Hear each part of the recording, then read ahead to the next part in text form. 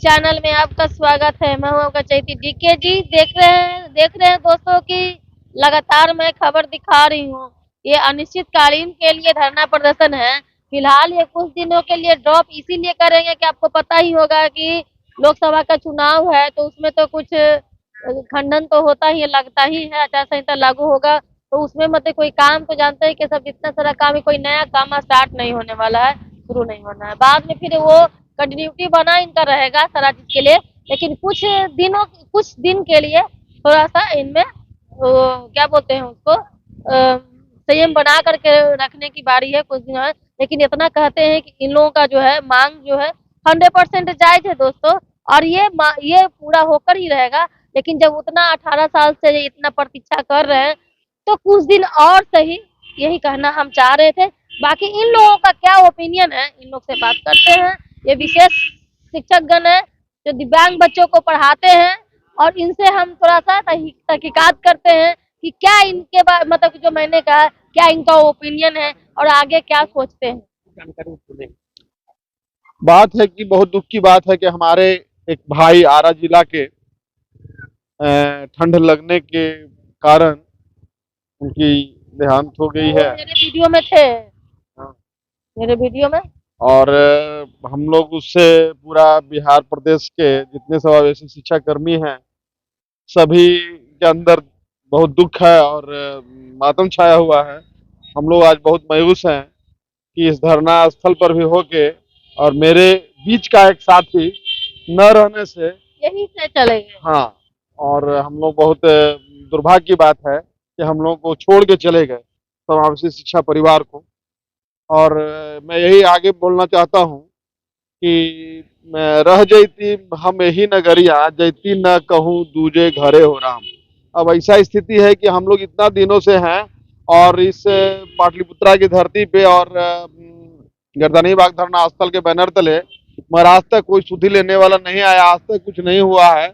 मगर हम लोग एकदम विवश हो गए हैं।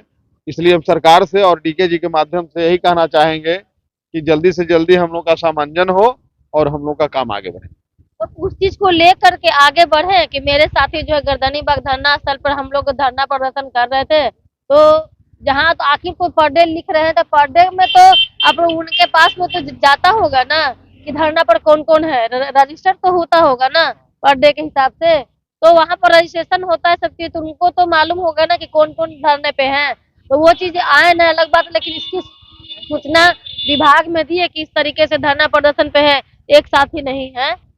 जी, सर्वप्रथम हम हमारे बीच में हमारे भाई वीरेंद्र जी को श्रद्धांजलि सुमन अर्पित करते हैं।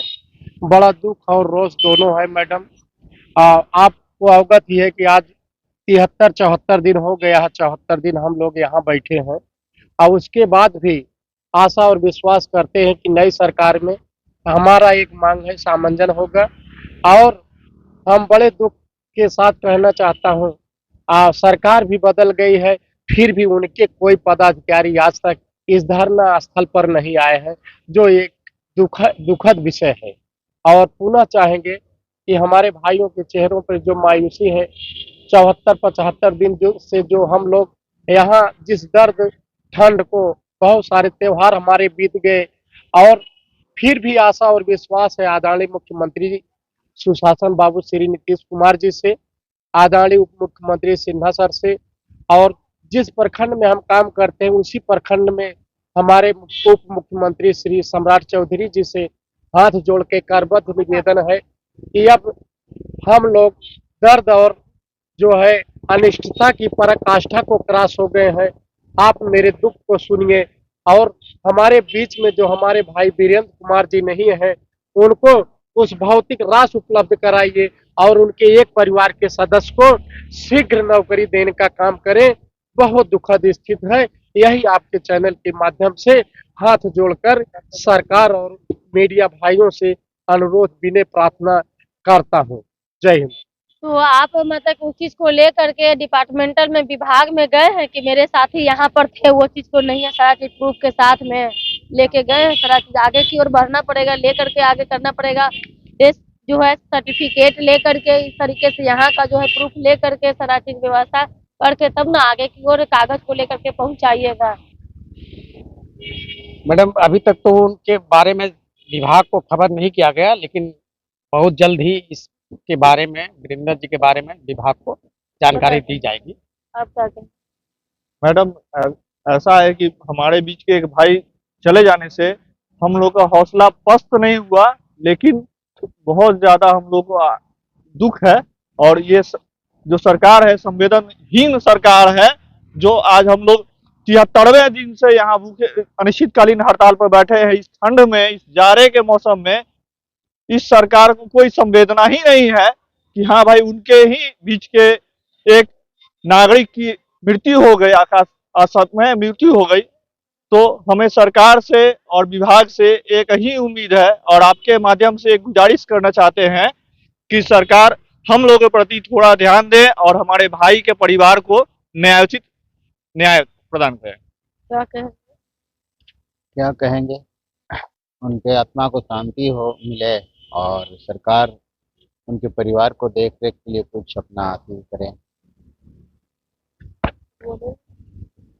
यही बोलेंगे कि हमारे भाई जो वीरेंद्र जी हैं, उनकी आत्मा को शांति प्रदान करे, और जो भी शिक्षा विभाग द्वारा, बिहार शिक्षा परियोजना द्वारा जो भी क्लेम मिलता है, उनको जल्द से जल्द मुआवजा मिले।